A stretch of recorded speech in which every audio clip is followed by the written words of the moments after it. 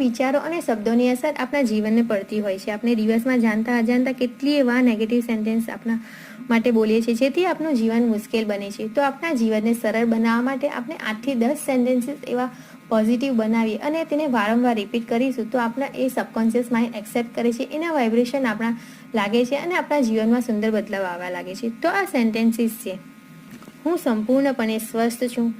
હું ભાગ્યશાળી છું. હું બધા ક્ષેત્રમાં કુશળ અને સફળ છું. હું ધનનો શક્તિશાળી ચુંબક છું.